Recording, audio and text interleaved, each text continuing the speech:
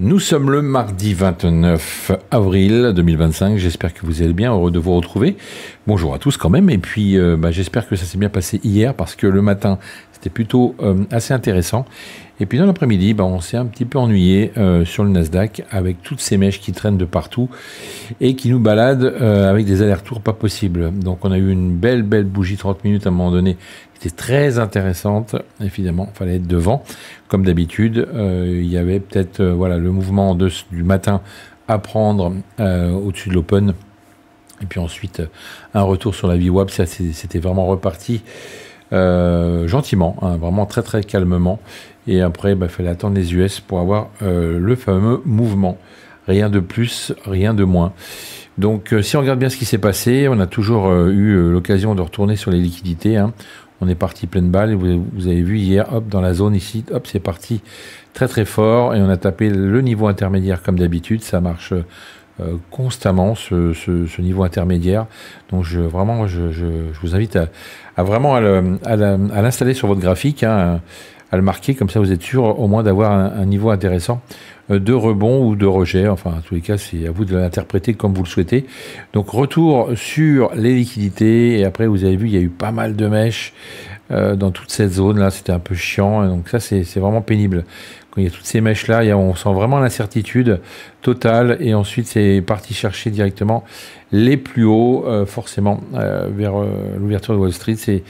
Ça a été chercher les plus hauts. Ça a méché encore une fois de plus. C'est redescendu. Donc le joli mouvement qu'on a eu après était intéressant, mais il est venu tard. Et puis regardez, il y a encore eu un doji ici avec des mèches dégueulasses. Donc voilà, c'est très pénible de voir ça. Et si on n'est pas patient, forcément on rentre dans des trades d'ennui, et c'est là qu'on accumule des pertes. Donc après, une belle descente pour retourner sur la deuxième zone qu'on avait décidé de marquer le matin, rappelez-vous. Et ils ont même essayé d'aller beaucoup plus bas, je pensais pas, mais si quand même. Si quand même, on est descendu jusque là pour remonter après. Mais ça a été très lent et très pénible, avec une fois de plus là-haut, encore un retour sur la zone. Donc on va retracer tout ça. Et puis on va essayer de se recaler pour cette nouvelle journée. D'accord ? Voilà notre daily.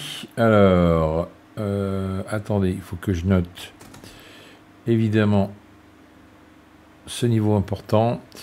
Voilà, on laisse toujours le fameux gap ici qui sera peut-être un jour récupéré. Donc voilà, on a vraiment la journée d'hier. On voit bien qu'ici c'est vraiment une incertitude totale. Mais par contre, ce matin, c'est quand même bien reparti. Donc on ne sait pas trop. On ne sait vraiment pas trop comment interpréter ces marchés. Je vous l'accorde.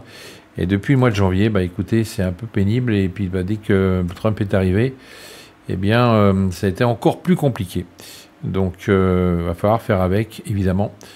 Et à chaque fois, essayer de trouver le moyen de faire notre journée, même si c'est pas forcément évident pour tout le monde.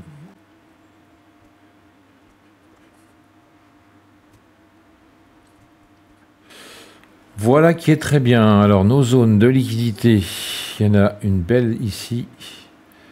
Voilà, jusque là. On va également noter celle-ci qui est juste ici, qui nous gêne. Tac. Et celle d'en dessous qui pourrait éventuellement nous poser problème. Donc là, on est vraiment ici dans une zone où le prix devrait logiquement redescendre forcément un petit peu. Mais je vous le dis, ce matin, on était au-dessus des open. Donc tant qu'on est au-dessus des open, on reste plutôt en achat. On essaie de tenter des achats pour aller chercher des plus hauts. Évidemment, on est toujours un objectif assez court. On a les 20 000 qui sont pas très loin.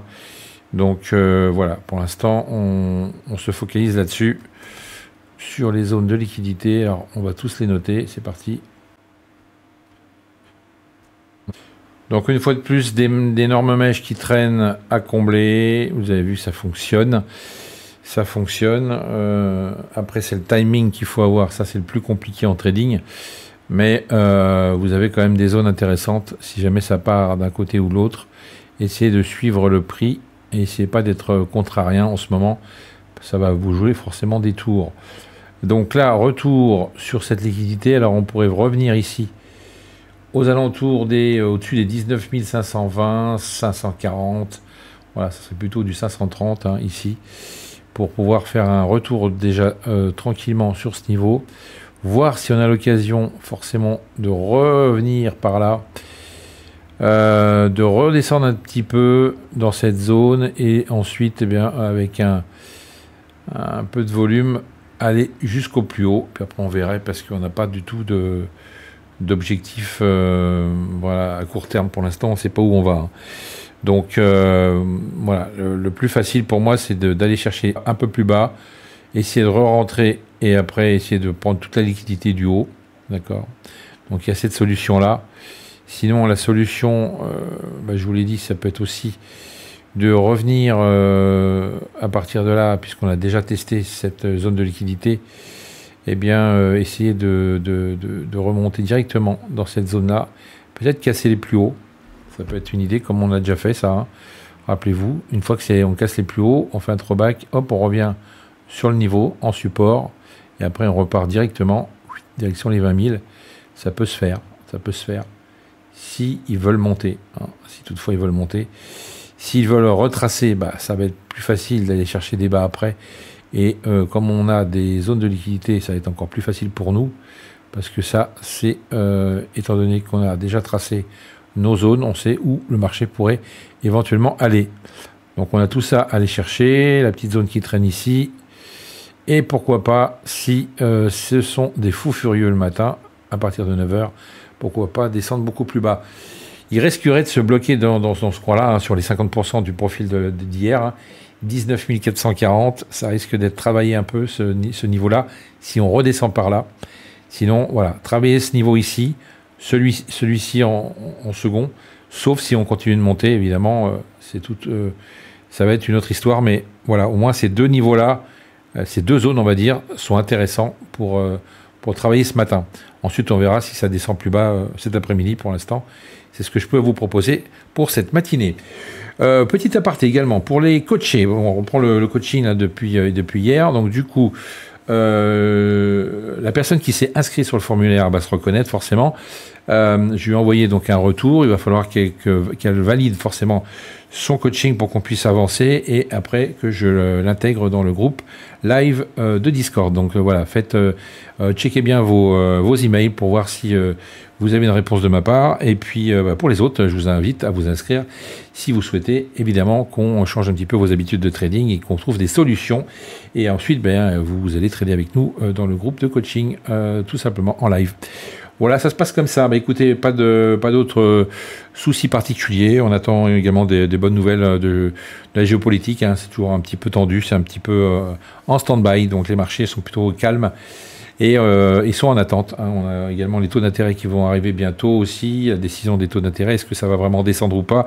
Est-ce qu'ils sont capables avec Powell de se mettre d'accord pour faire descendre les taux d'intérêt? Mais en fonction de l'inflation, forcément, ça peut mettre des doutes. Donc voilà, on attend toutes ces informations importantes. Et puis checkez également votre calendrier macroéconomique, puisque vous le savez aujourd'hui, on a également à 16h des annonces intéressantes sur les JOLTS et également sur la confiance des consommateurs. Voilà, vous savez tout pour ce mardi. Écoutez, on se retrouve demain pour faire le bilan de ces plans et de hypothétiques, évidemment. Comme d'habitude, ce n'est pas un conseil en investissement. C'est à vous de voir un petit peu comment vous allez driver votre journée. Voilà, je vous dis à très vite ou à tout à l'heure sur le coaching. FX Corp Trading.